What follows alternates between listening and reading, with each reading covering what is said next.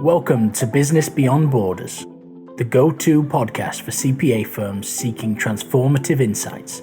I'm your host, Lawrence Whittam, and with each episode we'll uncover key insights, best practices, and invaluable resources tailored for CPAs. From trending strategies to diving deep into outsourcing and offshoring, our experts will help in all areas of your business. Hey everyone, and welcome back to Business Beyond Borders. I'm here today with a very special guest, Loren Fogelman, who's here and it plays in very well with recent conversations I've had actually from a prior podcast a couple of weeks ago. And we're going to dig a little bit into how firms can really price themselves accordingly and how this relates to culture and talent within this spaces, because at the end of the day, firms need to be addressing how they're pricing themselves as firm owners, because again, we need to grow as a business, right? We can't be stuck on the hourly model necessarily where we can't even afford to hire talent ourselves, right?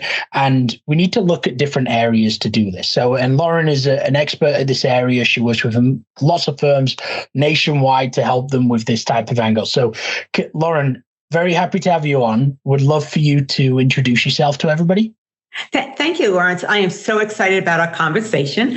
And a little bit about me is I'm a sports psychologist turned business coach. And what I have found is our education prepared us with the technical parts, the know-how to do what we do really, really well. But it also prepared us to be employees working in someone else's business instead of firm owners.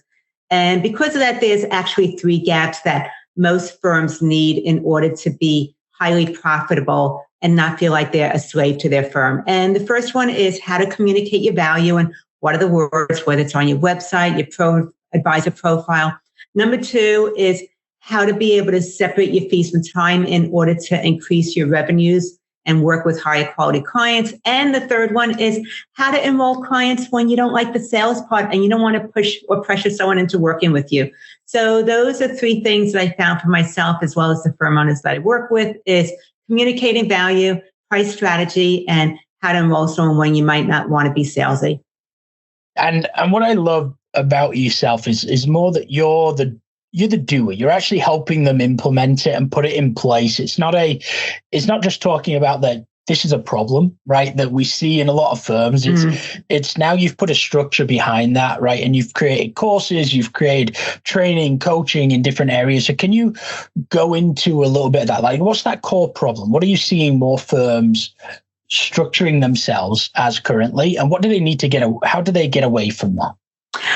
I think what happens is that most of us go into the workforce initially working for someone else as employees. And when working for someone else, we have a different type of mindset than when you step away and you have your own business and you start growing your own firm. So sticking with the employee mindset has you prioritize costs and your time over what the client values. And part of what I found is there's 5 steps which I talk about that starts to put you on the path to having a dream firm instead of being a slave to your firm. And it's called the Raise Your Rates formula. And the 5 steps start with, 1 is knowing who your quality clients are, because not all clients are going to be a right fit for your firm. And you really want to be aware of what's the difference between those clients that give you headaches and the ones that are a dream to work with.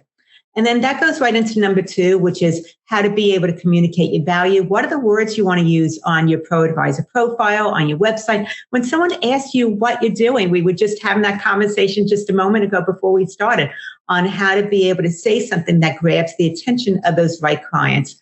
Number 3 is packaging your services. And that starts to get away from the a la carte services and the line item invoices and focus us on bundling or packaging things together that are benefit driven. 4 is value pricing, which is something we're taking a deeper dive into today. And how do you price based on the value to the client instead of looking at your time and cost? And number 5 is what I call consultation mastery, where when you're having that initial consultation or even talking with a current client about raising their fees, you're doing it in a way that is based on what is of value to the client instead of what is the questions you need to ask in order to do the work. So those are the 5 steps. The Raise Your Rates formula is quality clients, communicate value, package your services, value pricing, and consultation mastery. Now, and I've seen a lot of firms, and again, I come back to a bit to the culture side of things and the people aspect, right? As firms, when they're hiring people and they're trying to attract talent to their firm, there's a huge, especially over the past few years, a big focus has been on the culture within firms. And what I mean by the culture, when it relates to our conversation, is around that, the number of hours they're working within their firm as well, and getting away from doing like crazy tax seasons where they're working 60, 70 hours. Nobody wants to do that. Nobody wants to be in that mindset. Again, partners will do it and the owners will do it, which they shouldn't be, right? But also they then try and expect, the expectation is their team members will do it, which again has sort of driven people away a bit from this industry in this area, really. Now, so can you give me a few steps that people can implement to actually help reduce those hours and still making sure they're pricing effectively? What have you seen as like that best model to go with that you've seen the most success? The first thing to look at is so many firms, especially during tax season, they have what I call a factory style firm where they're just cranking out 1099s in January, and then they're doing 1,000 tax returns during the 11-week sprint in tax season. And it's not sustainable. It is something that's going to lead to burnout, not just for you as a firm owner, but for your staff as well. And then you're going to have high churn within. And that you want to be able to look at the fact that it's possible to have more of a client-centered firm. And when you're client-centered, then you're working with a high-quality client. You're focusing on things that are of importance to them. So when you're thinking about how to be able to make this shift, there's 3 ways to increase the profit margins. I'm not talking about the revenues. I'm talking about the profit margins. And the first one is you can just get more clients and have that factory-style firm. Where it's very transactional, not very relational. And then the next one is you can cut costs. But when you cut costs, it means that you're having to put more hours in order to be able to meet your revenue needs. And the third one is looking at your fees that you're charging and being able to increase your fees. And when you do that, it is actually almost pure profit, whereas the other two, getting more clients or cutting costs, has a cost to them either of time or money or a little bit of both. Raising your rates is hands down the best way to be able to impact your profit margin. And now, so what's the first step, right? Or what's the first initial steps from that, right? How does somebody really start to do it? Because I know that, again, working with firms on a different avenue, it's not about they need to be educated on how to do it, right? And they get nervous about the clients, what they think is going to be the response. And again, I've seen it firsthand. I've heard from firms sitting in conferences and saying like, we raised our rates 20, 30%, and we expected just to push out certain clients. And they said, you know what, don't worry about it. Actually, don't mind your new rate. We're happy to pay that. So, and same thing with the outsourcing, like there are certain forms and stuff that they have to disclose to their clients. But then when they actually do it, no clients actually end up talking to them, or maybe 1 out of 1,000 clients will say something about it. And so they sort of get in their own heads. Right. So if you want to... Yeah, if you want to know the first steps, the very first step is you have to connect with your value before you can expect someone else to see the value of what you offer. And people don't like change so much, whether it's you making changes with what you're doing or telling clients that you're going to do things differently. So the mindset is usually the thing that blocks us and keeps us from moving in a different direction and doing something new, because we don't want to be confrontational. We don't want pushback, so on and so forth. So the mindset is the first thing. And then the second thing you want to look at, and this is if you're looking to raise rates with your clients, is I wanted you to list out on an Excel spreadsheet everything you do for your clients, whether it is something that you pay for or the things that you do without ever getting compensated. And just put that long laundry list there of everything. Let it be a brain dump. And then once you have that list, then you want to look at whether it's one of 3 categories. Is it something that's essential? Is it something that's preferred? Your clients prefer to have it, but it's not essential. Or is it something advanced? So now it kind of goes into 3 different buckets of essential, preferred, and advanced. And that helps you now start to categorize those things into packages. So we're moving away from the dollar per hour and time-based fees over to value pricing by packaging your services. And basically the things that are essential would be in the first package, which I call silver. The things that are going to be preferred will be in the gold package. So everything for the silver goes into the gold because it's tiered. And then the third package, which would be the diamond, would be the things that are advanced. So now you have the essentials in the silver, you have the preferred in the gold, and you have the advanced things in the diamond. And once again, those are tiered packages. One builds off of the previous one. So what is it that firms, let's say, from that perspective, right, when they're bucketing it down? Because I see it, I dig into the process a lot of the times when it comes to outsourcing, right, for the specific tax, accounting, audit process, whatever the case is. And I see that firms break it down, let's say, to the 5 steps, right? Let's just give an example, right? Whereas there's actually, when you break it down further, you can go and expand that 5 steps to 15 steps, right? Yes. But, and I think those are the elements that you're talking about, in that there are probably a bucket of things they're doing that they don't realize the time they're putting in the background, right, for these firms. And they may lead on from one to the other, and they're not necessarily billing right now for those types of areas. Is that right? Absolutely. I think that there's, first of all, the firm owners that I speak with, they are very, very client-centered. They care very deeply, but their rates don't reflect the value of what they do. And that's why I really recognize that they have to realize how they make a difference for their clients and where they're giving things away, and that they deserve to be compensated. The other part that I look at is that they're afraid of clients leaving if they do raise their rates. But actually, studies show that if they're going to be able to do a fee increase and they tend to be client-centered, they ought to expect about 82 up to 100% of clients to retain their services. So they're not going to lose as many clients as they're afraid of.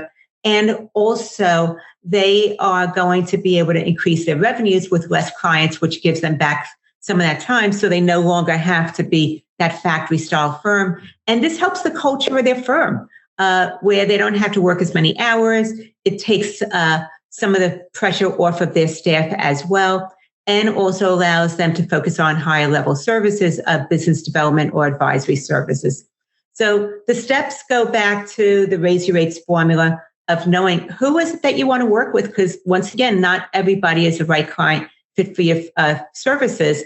Some clients you would just rather go away, and then how to be able to move to packages, communicate that. And so let me ask you, as part of what you're asking, how you would tell clients that you're currently working with that you're making this changes. So I just want to be clear that I'm answering it correctly, Lawrence. Yeah, no. I mean, you answered it correctly, right? I mean, from what I know about it and what I see, like, you're doing it based on experience. And the reason I ask was more because I see it across different angles. There's a lot of the partners and a lot of the owners of firms, they like to be involved in working in the business with their clients, hands-on, right? They're very emotional towards their clients. They enjoy doing what they're doing. But I see an element also of, they know that they're a business owner to some extent, right, in the back of their mind, and they know what they want to get to, but they get sort of dragged into, again, what they're always accustomed to doing, which is doing the work, which really, in order to grow and scale, you can't necessarily do it with everybody, right? Right. There's 2 things coming up as you're talking about that. One is, first, you have to set client expectations and have some boundaries. Yeah. I don't want you to be available 24/7 where somebody texts you Sunday night at 8:15 expecting to drop everything and give them a response back. We need to establish some expectations with new clients coming in, as well as with current clients, about how to best communicate together so that it is a beneficial relationship on both sides. That's one thing. The other thing is, as you mentioned, with firm owners, it's impossible to scale when you're totally immersed in the day-to-day operations, doing all the work, including some of the lower tasks that are below your pay grade. If you're looking to really expand, there's two things. Is one, how do you lighten your workload? And the second one is, are there some things in your firm that you offer that really aren't a right fit for where you want your firm to go to? So those are some things to think about. Is what have you been tolerating? And sometimes you're tolerating people. So the wrong clients, the wrong associates, the wrong employees. So what have you been tolerating as far as people? Places, or there maybe your workspace isn't a great workspace for you, or that you're going to too many networking events, or you're on too many boards volunteering your hours away. And then the other thing is things. Are there services that you're offering because people asked for it and you said yes, but it's not really a great fit for your firm moving forward? So what are you tolerating to shed? And what is it that is really the things that only you can do as a firm, or that differentiate your firm from others, so that you can be known for something and attract those right fit clients for you? So I know there's different areas here, right? At the end of the day, I mean, it's not just the pricing aspect, right? It's a lot of more coming into the business and really having them understand as well what their goals are, what they're looking to do. Now, when we talk about that culture side of things, let's say we're a firm and they want to grow, right? And it's a firm that wants to grow. They want to add team members, whether they're offshore, outsourced, whether they're internally, it doesn't matter, but they want to attract talent as well. And I think the important aspect there is as well, like, you have to build a very good area and focus. Again, don't necessarily go and do all the recruitment and all this training and all this yourself, right? There's probably better people to do that, to help with it. But what are some of these things that you see firms, why they interact with you to do this, right? What are they actually, after they've been with you for a few months or 6 months or a year, what do they expect to really, like, what do you see them getting out of it at the end of the day? Is it more peace of mind right now?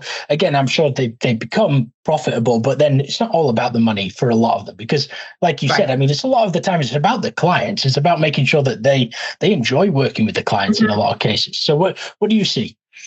Basically, what I see is that people go into business. I mean, most people become firm owners because there's something different that they want.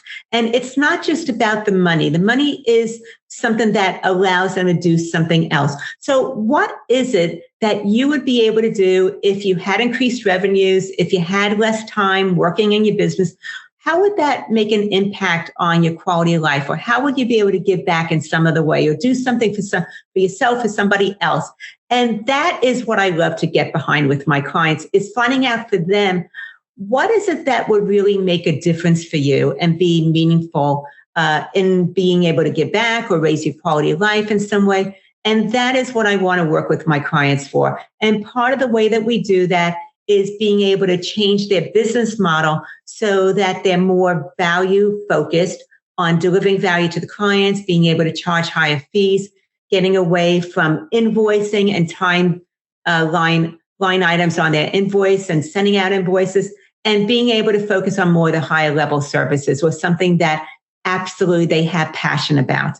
So it's getting away from the grind and feeling like they are working a lot of hours for too little money, and being able to make the transition to something that is going to be their dream firm. So I work with them to create their dream firm instead of what would be my dream firm. And now, expectation wise, right? I mean, from a firm owner listening to this today, right? How long does it take? And I'm sure it varies, because to me, it's somewhat of a mindset shift, right? And really, for some, quite a big change, right? And again, change is uncomfortable, but change is a constant that everybody needs to get more comfortable doing, right? So, but can you give us a rough idea? Like, what does that look like? Right. It's a process and an evolution, and different people go at their own rate. So I want to just say that my aim that I see with my clients is to recoup their investment with me within 3 months. So this isn't a long, drawn out process. I've seen them do it within 1 month. So it depends on the person, and that moving in this direction, making these changes takes courage, not confidence. The confidence comes later, after you start to see the results happening, but you know that you can't keep on doing it the way that you have been doing it. So what I would say is that some people, they are going to implement very quickly. Others take a little bit longer. But my feeling is that I work with you at your speed. I'm able to coach you to be able to move forward a little, stretching your comfort zone, because I want you to get the results of what we're both focused on together. So I would say it depends on the individual, and I really pace myself and work with them at their speed, because we're all a little bit different, and I want them to be able to see the benefits and have it be sustainable beyond our work together. So they need to be able to integrate in a way that works for them instead of what works for me. Well, I was going to say, I mean, that's the big thing. It's they can't go back to what they were doing afterwards, because then it regresses everything. Like, it doesn't help the situation. Lawrence, what they were doing before wasn't working then, and it's still not working now. Yeah. So not to fall back into that comfort. So no, absolutely. Now, and so that's great. And can you tell us, like, maybe your personal opinion from the packages and the things that you focus on with firms? What's the best place to start if somebody wants to really get started and work with you to do this? Like, what is the area that you like to work best with them first to make sure that they're comfortable in then taking like future steps as well and looking at different areas? Mm-hmm. Well, first of all, I don't take on just anybody that reaches out to me. I want to make sure that this is someone who's a right fit for me, I'm a right fit for them, and that I know I can get results. So we have conversations before I'm even talking about what it would be like to move forward, to make sure that it is a right fit client for me and I'm right for them too. What I would say, it depends on the priorities. I really customize what I do to the client. It's not cookie cutter. And sometimes people come to me because they have several proposals waiting to be sending out, and they want to make sure that they're pricing it right. And with those clients, we just immediately dig in and we knock out those proposals. And that way they're getting a recoup on their investment right away from our work together, because I'm helping them price that proposal higher than they would themselves, and giving them the words on how to explain the value to the client also, so it becomes an easy yes. With other clients, digging right into their packages, and we're starting to package their services so that they can start to make the transition. And I would say, when I work in that direction with packaging first, 75% of my clients, if they have capacity, they want new clients, they're going to be enrolling first new clients into packages, getting used to that process before they get their current clients into packages.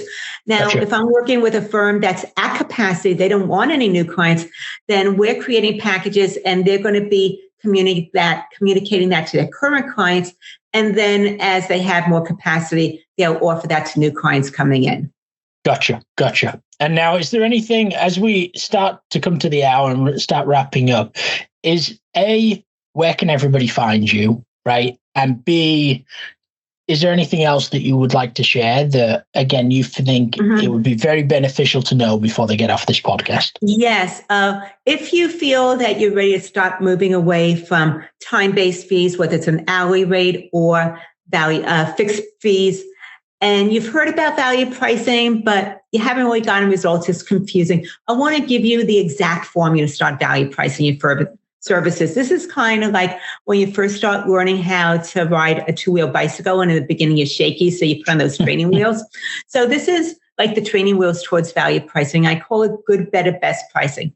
What you want to do is you're going to have new clients come into you, come up with that original fixed fee that you would have charged those clients. And now we're going to multiply it by 1.5, and this will be your new good rate. I want you to enroll 3 people at your new good rate, which is 1.5 times higher than what you originally would have charged for that service. After you enroll 3 people, you have some awareness that people aren't quite as price sensitive. We're going to go up to tier 2. With tier 2 will be a new better rate. So once again, proposals coming to you, come up with that original fixed fee. Now we're going to multiply it by 2x. And I want you to enroll 3 people at that new better rate at 2x. And you're getting better now at having that initial consult where you know what questions they might ask and how to show them the value of your firm's services. After you enroll those 3 people, we go up to tier 3, which is your new best rate. Once again, you come up with that original fixed fee you would have charged. You're now going to multiply it by 3x, which means you're earning 3 times more what you originally would have charged for that same service. No additional time spent working. And as you're doing that, you realize that you don't need as many clients to meet your revenue needs. You can take back some of that time to either work on business development, add in advisory services, or just take care of yourself and not be so stressed out. So that's the good, better, best pricing model that starts to move you towards value pricing and working with a higher quality client. I love that. So that's, again, you've given away somewhat of that secret sauce. So I love it, and I appreciate you sharing that. So now what I want to hear is everybody's feedback, and after they've done it, they should come back and they should tell us how successful has that been to them. Right. And then more of an advocacy to then come back to Loren, and she can take you to the next step. So and I know I went through that really quickly, Lawrence. If they want to actually grab the steps that I just shared, they can go to businesssuccess.com/package. And the steps to be able to start packaging and value pricing your services with that good, better, best model is laid out right there. So it's businesssuccesssolution.com/package. You can grab the instructions and do it today. Perfect. So we'll definitely post that below as well with the podcast, so everybody can get, and with your details to reach out to you. Appreciate it, Loren. Thank you for sharing everything today. And again, want to just say thank you to everyone for listening. And we look forward to seeing you on the next episode of Business Beyond Borders. Thank you. Thank you for tuning in to Business Beyond Borders. I'm Lawrence Whittam, and it's been a pleasure bringing you impactful insights tailored for the modern CPA firm. Remember, the world of accounting is vast and ever evolving, and we're here to navigate it together. For more resources and episodes, don't forget to subscribe and reach out to our experts. Until next time, keep pushing the boundaries of your business and explore the limitless possibilities beyond borders.